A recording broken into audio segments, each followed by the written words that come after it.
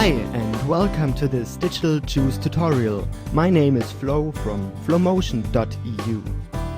Today I'm going to show you one of the new products of Digital Juice, which is called animated shoulder sets.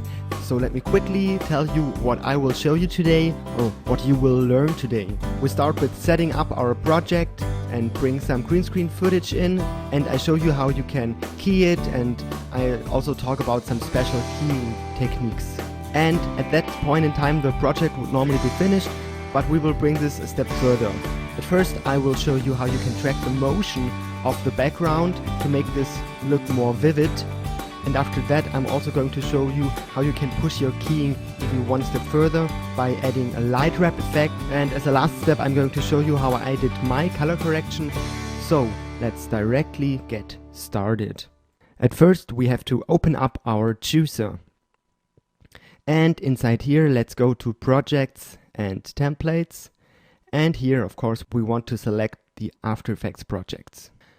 And I'm just selecting the animated shoulder sets, and here I have all of them, and by clicking on them I get this thumbnail view and I can directly see what this will look like later on. So let's click through a few of them, and I think I will take this one, this passive resistance, because as you can see it has this kind of 3D motion in it, so it looks like the camera is slowly zooming in, and that is what I will later on use for my motion tracking. So let's pause this one and bring it into After Effects, and to do that you just have to go on your project on the AE button. This is really easy to do. Just click on it, and here you have Send Project to After Effects. And we want to open it as a new project. And here we just click Send Now because we want this to be a full HD project. And here we have our project inside After Effects. And at first normally you would save it, but this time let's go to File, Collect Files. Now we select a folder where we want to store it. Flowmotion, Digital Juice, Tutorials, Animated Shoulder Sets. And the first thing we have to do here is to save our project. So I call this one Shoulders 001 and hit save. And now it asks me if I want to collect all my source files, and of course I want to do that, so I hit collect and go to the same folder, which is Digital Juice, Tutorials, Animated Shoulder Sets, where I also have my project file, and hit save once again. And as it is finished, let's just open up our Explorer to see what this has done. And here we have our project and a new created folder with once again our project file as a copy in it, and all of the footage which is inside this project. Perfect and super organized. Okay, let's go back to After Effects. And now we can bring in our elements by simply double clicking inside the project window.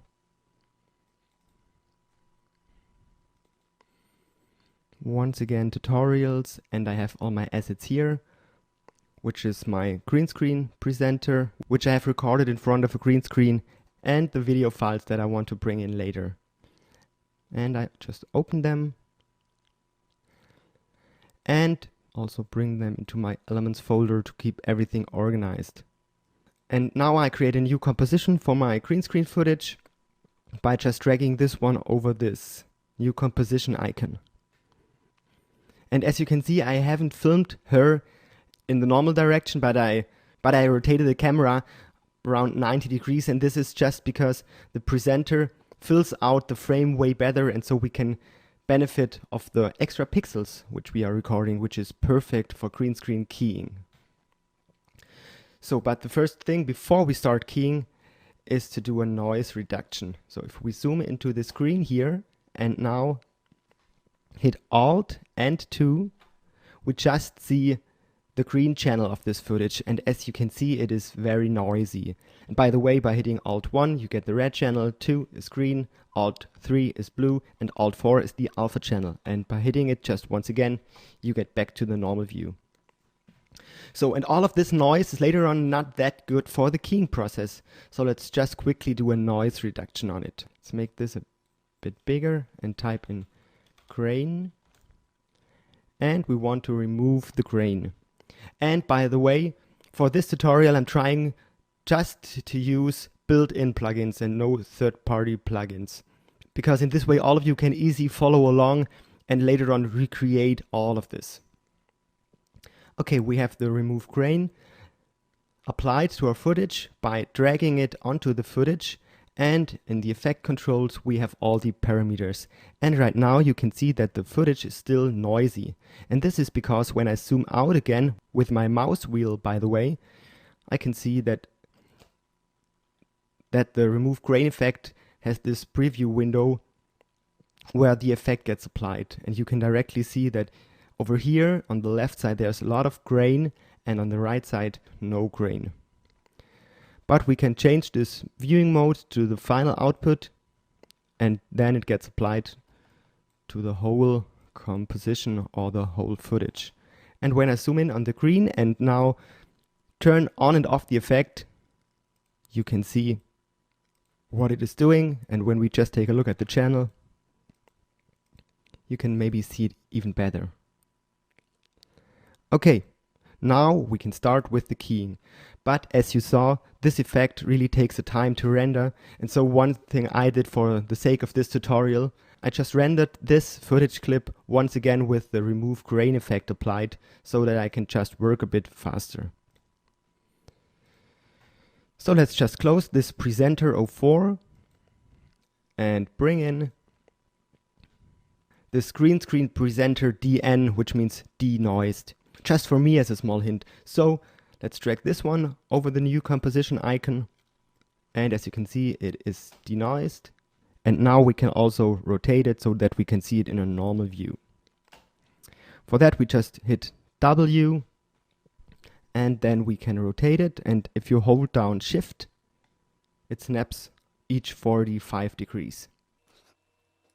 And when you go to composition settings, we can also adjust the width and height of this. We just have to change those values. So now it's 1080 by 1920. Okay, and before I start to key now, I would always advise you to draw a quick garbage mask around everything, because sometimes the green screen isn't lit that even and you don't want to key out all of it, because in first place you want to key out the green that is next to her. So you can just draw a quick mask.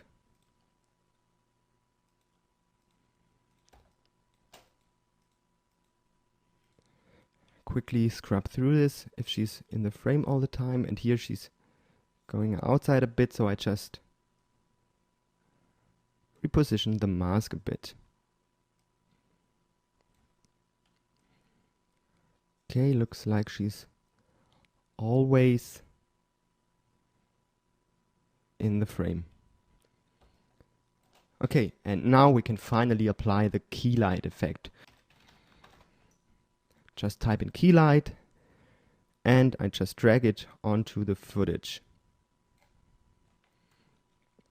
And as I said, I want to take a green that is close to her. So just take this eyedropper and click next to her. And just by that we get a really good result.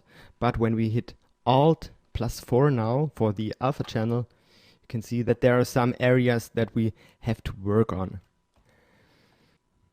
So let's go into the screen matte settings and just clip the white a bit.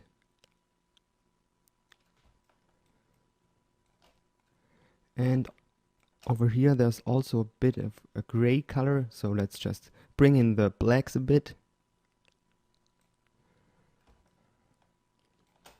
And it's already looking really nice. We can now also maybe bring the white back a bit. Perfect. And for now I would just go back into the normal view by hitting Alt+4 again. And maybe feather this mask just a bit. So when you have your clip selected and hit the F key, you get the feather parameters for your mask. And let's just feather this about 10 pixels. Okay, and to keep it organized, we can now just crop our composition by going onto this region of interest button.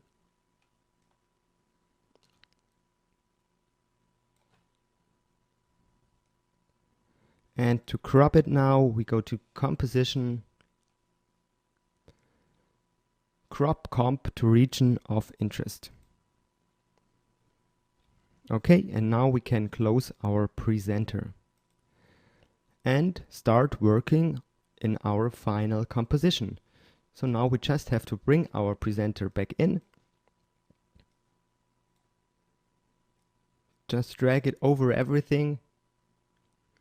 Scale her down a bit by hitting S. And now I just bring her somehow in the same position like the dummy presenter. And we can uncheck the visibility of our dummy presenter because we don't need him now. It looks really nice and was very easy and simple to do. So now let's bring some elements for this monitor into place. And to do that, we take a look at our project and we see here that it says open the comp to replace the video. And to open the comp, we have to double click it. And here it says Alt plus drag the video source from your project window. So let's do that. We have this video 1.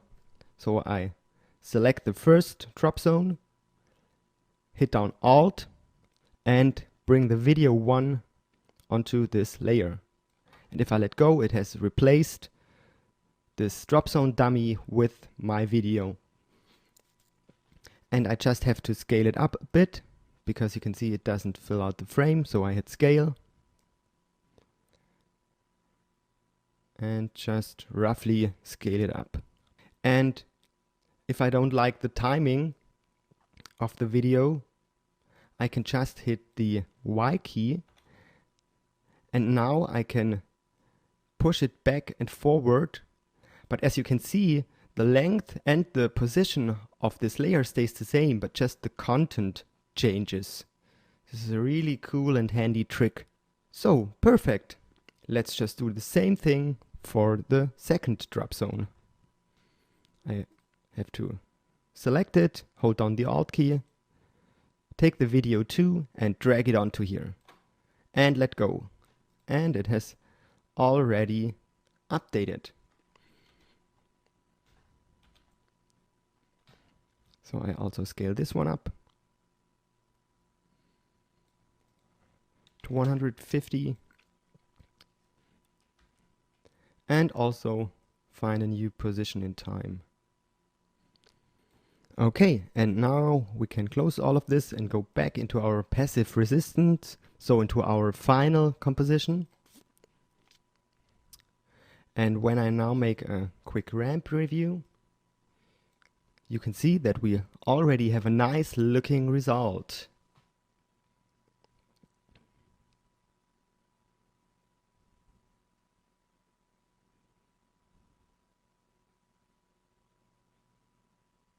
And all we have done is apply the key light effect and brought in 2 videos. Just amazing.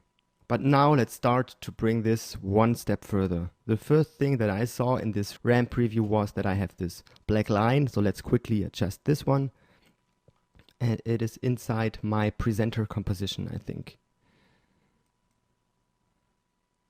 And here I have it. So what we can do here is just position our presenter a bit more to the right. And that should fix the problem. Yeah, you can see now it is gone. So until now everything was pretty standard. Now I want to show you some of the things that I have done so that you can benefit from my workflows and my techniques and also from the effects that I am going to show you today. When I watched the first ramp review, I recognized that this video doesn't really look like it is 3D inside of this monitor, because this blue frame just cuts out the video, so the video doesn't really look like real 3D. So let's take a look on how we can fix or improve that.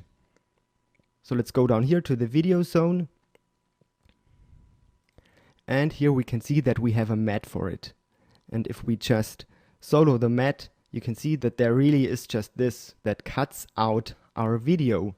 So my first idea was, why not switch out this white solid with the video? Because as you can see, this white solid is 3D and our video zone isn't. So let's try this. Just double click the mat, and here you can see that we have a few 3D layers and a camera, so I guess we're on the right place. And it looks like this white solid is our mat, so let's also open this mat solid. And here we can see that this is a composition where we just have this white solid. And as we already have our videos brought in place and also fixed the timing of the videos, we can maybe benefit from that. So let's go into our compositions structure and go to the video zone. And now let's just bring it out here. And if I solo them, I can see that I have my videos with the right timing in here. And all I have to do now is to use this white solid as a alpha mat for the video zones. So later on I want to see everything that is now lying under the white solid. And to do that, we can go to our track mats. And for the video zone, we want an alpha mat. If I toggle this switch for the transparency grid, you can see that now everywhere where the white solid would be, there's now our video and the rest is cut off. And this is exactly what we wanted. So we can close this one, also close our mat and go back into the passive resistance. And when we scrub through it now, you can see that it looks a bit strange because we have changed the mat, and now this is why we have to enable the visibility of our mat. And here we go.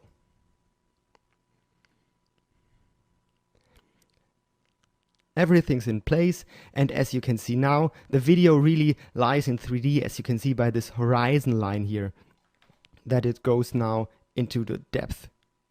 Perfect, exactly what we wanted. And for now, we can also turn off our video zone. So the next step, as I told you in the beginning of this tutorial, is to do some motion tracking.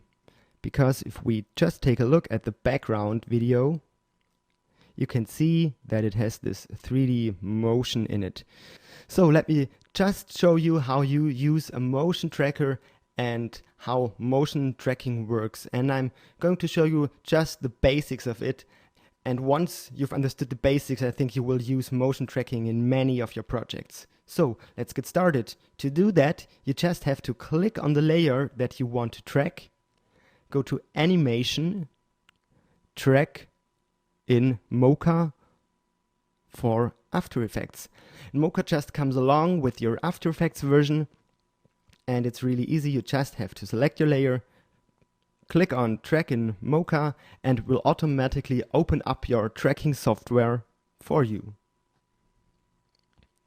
And here I can see all of the settings of my project. And for now I just click OK.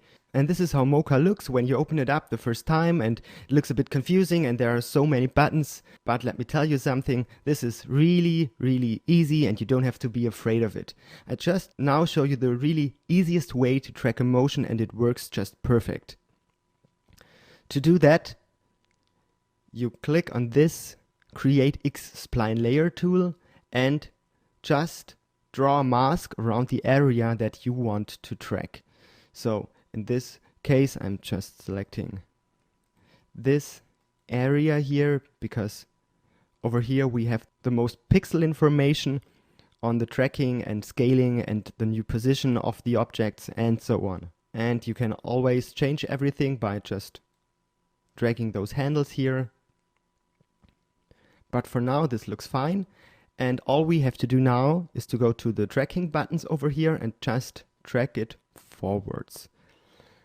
But before we do that, we can take a look over here to the pixels that are used, and the more percent of pixels that you're using, the more accurate your track will be, but also the longer it will take you to track this clip. So for now, I just bring this up to about 60%. But if you want to do this really precise and have a lot of time, you can really crank this up to about 90 or even 95. And to do that, you just have to make circles around the number. It's a bit funny, but that's how it works. So let's just bring this about 60 and just track forwards.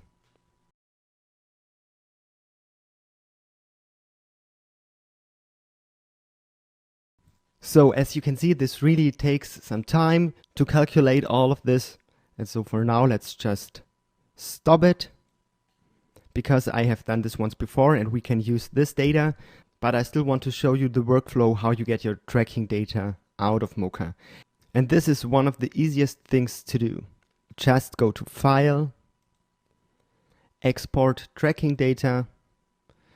And now you could copy to the clipboard, but the best way is always to save it so you can use it later on. So I hit Save.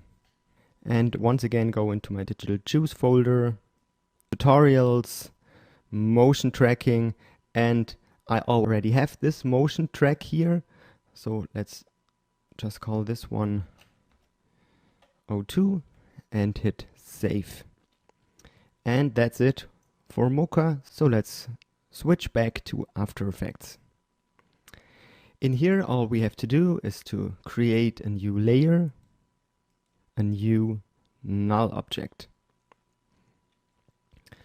And if you would have copied it to your clipboard, you would now just have to go to Edit, Paste. But for now, we go into our Explorer, open up our text file, and as you can see, here are all the data for each frame. We just select everything, copy it via Edit, Copy, go back to After Effects, we select our null object, go to Edit, Paste. And if we take a look now, our null object, which is represented by this square over here, is now moving along. Really nice and really easy. That's really the simplest way of motion tracking. You just have to be aware to always go to the first frame. So if we take a look at the keyframes for the null object, you can see that it has applied all of the keyframes.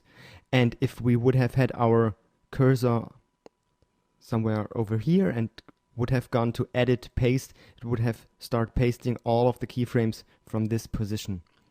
And now let's call this one the tracking data. Now we can unsolo them. And we want to connect our monitor to this tracking data so that the monitor is also flying in. So to do that, at first we have to find all the layers which make up our monitor. And when we have found all of them, we pre-compose them and then just parent the composition to our tracking data. And the best way to do that is always by soloing the layers. And always when I have found one of the layers, I just change the color.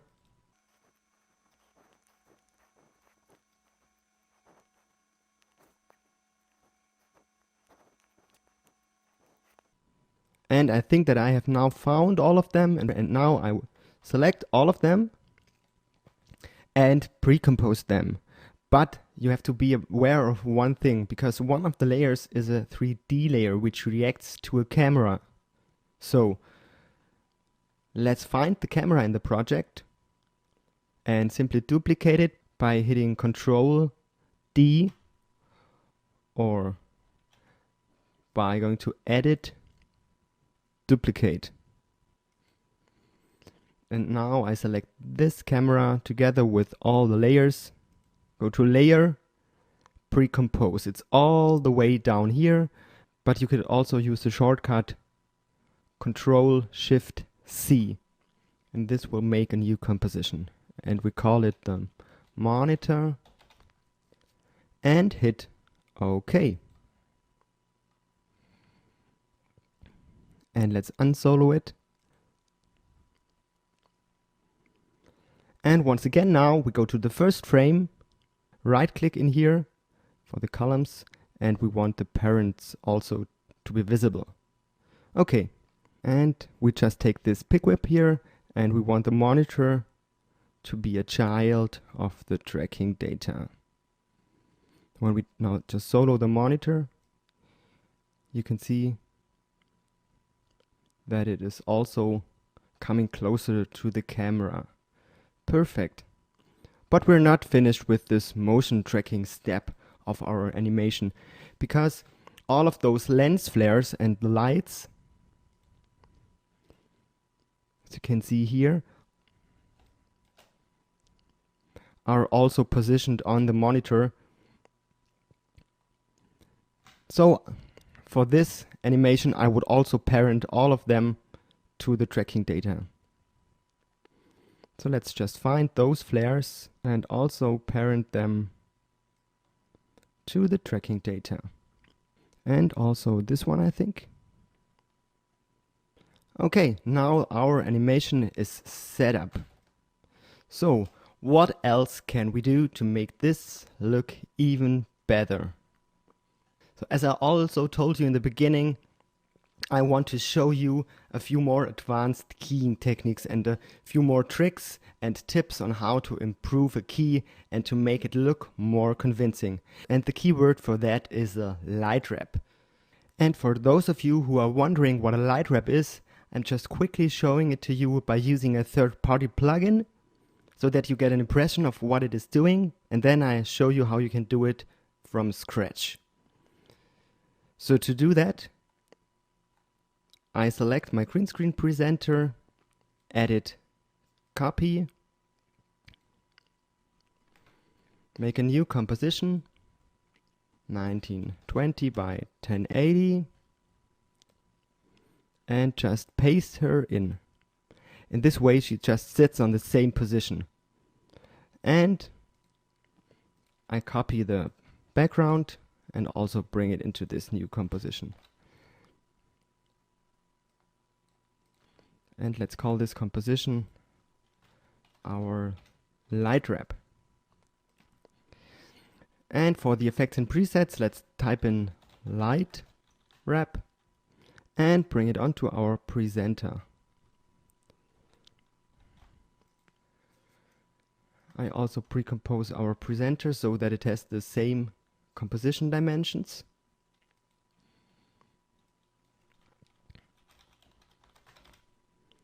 And hit OK. Now I'm applying the light wrap effect to this composition. And as you can see here on the effect controls, you can choose a background layer. And for the background, of course, I want to have my passive resistance background, as I want the light from the background to interact with the presenter to make her look like she's really sitting in this studio here. So let's select the passive resistance background. And you can directly see when I'm turning it on and off that the light is wrapping around her. And when I change the viewing mode to wrap only and solo it, you can see what it is doing. It is projecting the background just on the borders of the presenter. When I turn the background on and off, you can see that it really is the background. Okay, and we want to create this without using any third-party plugin. So let's delete this one. And to make it more obvious for you, I just tint my presenter by typing in tint, and let's just make it red and red. Call it red. I duplicate it and call this one green and just make it green. Now I can take this eyedropper here and select the same green. Now I have a green and red presenter and they are sitting on top of each other. Okay. The next thing that we can do now is to shrink the green one so that the red line is coming out. And to do that we can use a choker effect, simple choker, bring it on the green and just bring it out as much as we want. About 2.2 looks fine. And now we also want to feather it. And for that we can use a channel blur, bring it out here, and for the channel we want the alpha channel, and we just blur it a bit. Maybe just like so. Now to just get the red part of this image, we once again can use a drag matte, and for the red we want the green one to be an alpha inverted matte, so everything that is green doesn't stay but gets cut off. And here we have it. It is just the out border of our presenter, and when we go into the green composition we can always modify it by feather it more or make it thicker or thinner with the choker. And the last step is to pre-compose this. I call this one the light wrap matte. And as a last step we have our background, and this time we use the light wrap matte as an alpha matte. And there we have it. Like before, we just have the out borders of our presenter and they represent the background. Perfect. And now we can close the light wrap, also our presenter, and this one also. Go back into our passive resistance, and now we bring the light wrap over our presenter. And as you can see, now the light is wrapping around her. Maybe we have to tweak this a little bit. We can always do that by hitting T for opacity and just bring this down a bit so the effect doesn't get that obvious.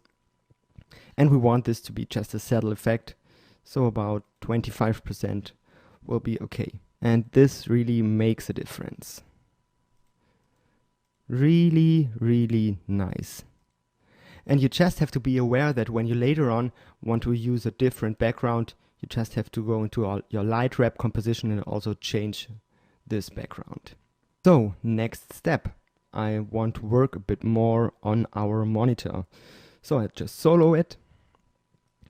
And as you can see, when it is flying in, that doesn't look that real because the monitor is missing some motion blur. So we have to apply an effect called force motion blur. For that I go into the monitor composition and I just take a look on the one clip that has this movement in it.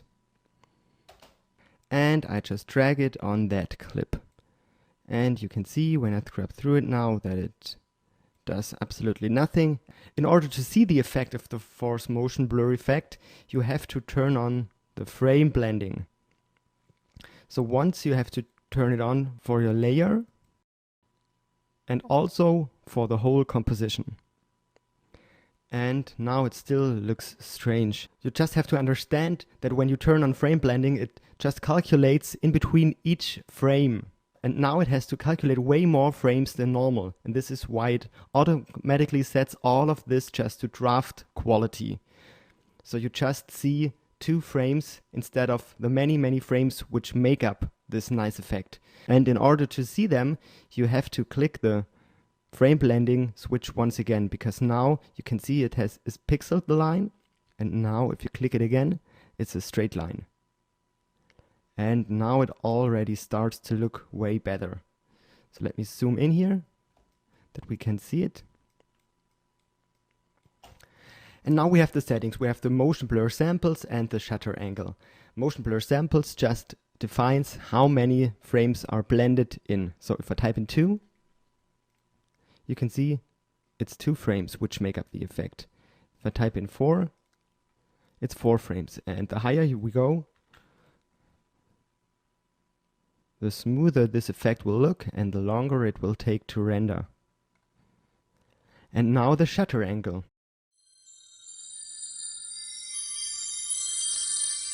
The degree values come from the old film cameras where there was real film in it and no digital data, and this film needed to be exposed. So for that they created some kind of disc in front of the film which was always spinning. So let's say if you filmed at 25 frames per second, the wheel or the disc was spinning 25 times a second. So 1 spin for each frame. And you need to expose your film, so they cut the disc in half. So it was just 180 degrees of this disc, as you can see here. And as it is spinning, it is exposing the film for the duration of half a frame. So 180 degrees of the circle is half of the circle, so the exposure time for 25 frames with 180 degrees is 1/50th of a second. And so if you make the cutting smaller and just 90 degrees, it gets exposed even shorter. So the higher the degree value is, the longer it gets exposed and the more motion blur you get. So back in After Effects, this means if we now crank this one up to 360 degrees, we have more motion blur. I'm taking this to draft quality again.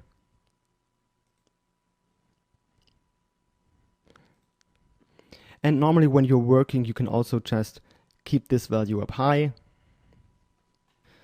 And when we have done that, we can copy this effect by hitting Ctrl C for copy and just paste it on our monitor when it is flying out at the end.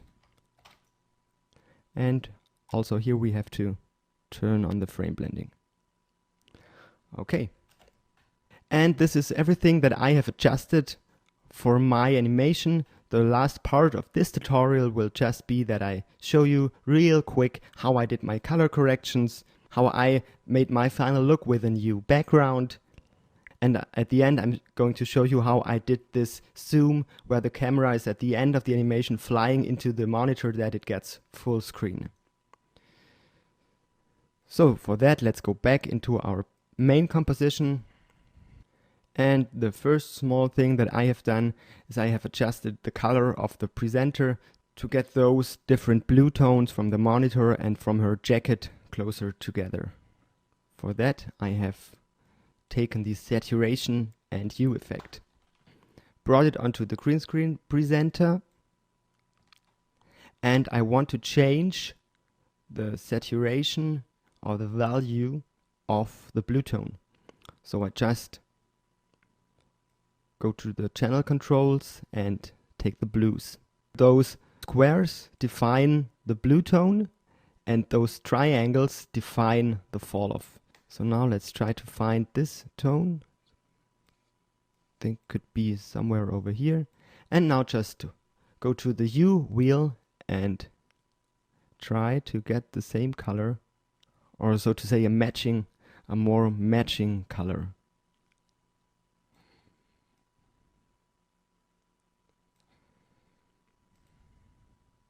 And now it really matches to our monitor. And now let's start with an overall color correction. For that, I always use adjustment layers. So I brought out an adjustment layer and I take one for my contrast, another one by hitting Ctrl D for a glow effect that I want to apply, as everything of this is really bright, and it will also work quite good with our light wrap effect here because it's also boosting the light more over our presenter here.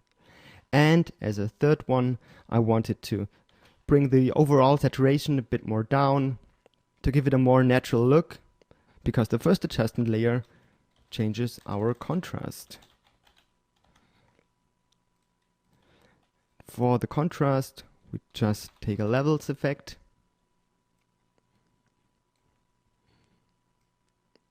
and bring in the whites and blacks.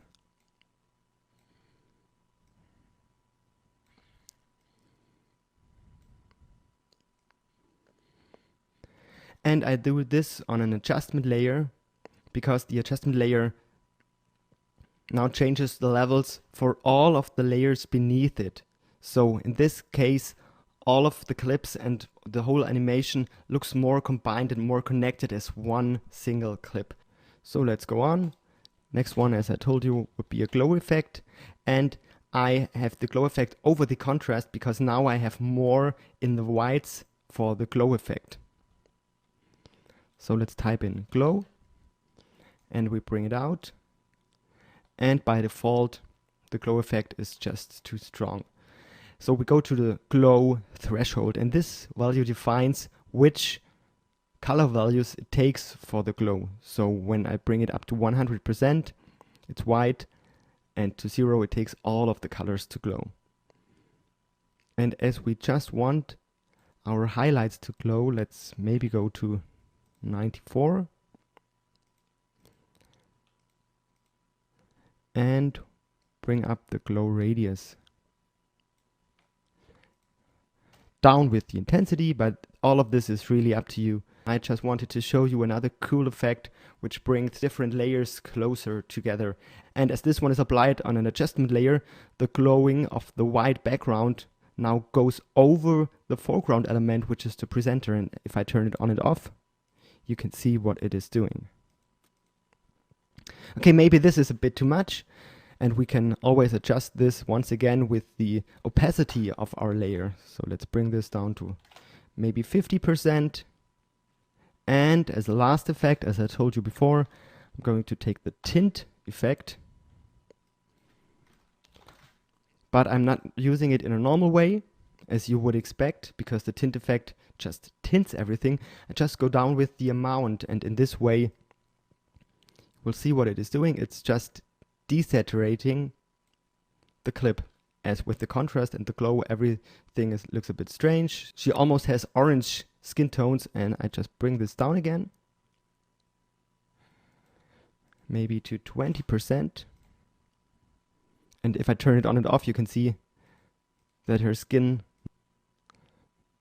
now looks more natural again. And at the end of my animation, I just thought, okay, now everything is really super bright. And as I have adjusted the blues and everything is color matching somehow, I want to have another different background. I just bring out some new elements, and they are also from Digital Juice, from the Animated Canvases collection. So I just searched for some of them which had also red and blues in it, because those are the main colors in here. And I think I will go for this one. And just change it out by hitting down Alt and bring it onto this layer. And now you just don't have to forget to copy this layer, edit, copy, and go back into your light wrap. Delete the passive resistance background and paste this new one in. I just make a pre-composition out of it because I have scaled it over the normal composition size. Call this one light wrap 2. once again use it as an alpha matte.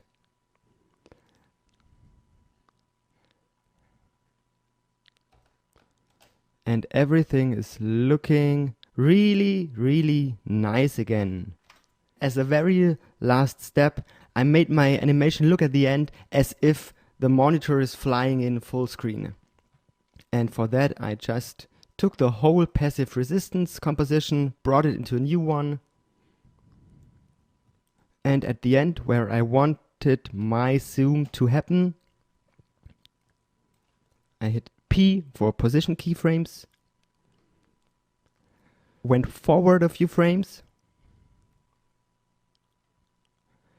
scaled it up by hitting S and scale, and just roughly positioned it so that it fits in the frame. And now we are missing something here. But there's also a cool trick for that, because we have this collapse transformation switch here, which is by default not activated. And what this does, it looks in the pre-composition for all the information and 3D information. And as all of this is in pre-compositions, and I know that I have one pre-composition with the full monitor in it, let's just quickly hit it. And here we have the rest of our composition. And now to get the final zoom, I used a corner pin effect. And at the first frame, I set a few keyframes, went to the next keyframe for my position, and what I can do now is just go into those four corners and stretch them out until they fit into the frame.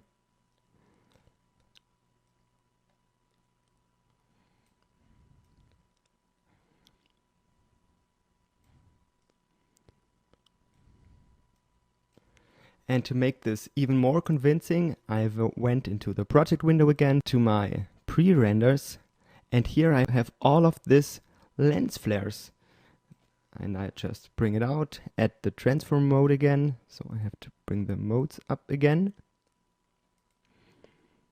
Maybe to screen, or even add. And as the corner pin effect starts, also my lens flares come in. And that's it for this animated shoulder sets animation tutorial. And by the way, while watching this tutorial, don't forget to leave a comment for a chance to win a prize on this page here. For now, I just have to say thanks for watching. This was Flo from FlowMotion.